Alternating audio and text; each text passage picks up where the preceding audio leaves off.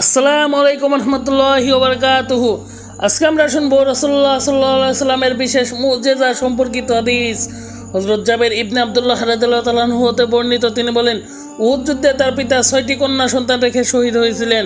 তখন তার কিছু ঋণ ছিল। খেজুর কাটার মৌসুম এসে গেলে তিনি বলেন, আমি রাসূলুল্লাহ সাল্লাল্লাহু আলাইহি সাল্লামের কাছে গিয়ে বললাম, আপনি তো অবগত আছেন আমার পিতা উহুদ যুদ্ধে শহীদ হয়েছেন এবং অনেক ঋণের বোঝা আমার ঘাড়ে রেখে গেছেন।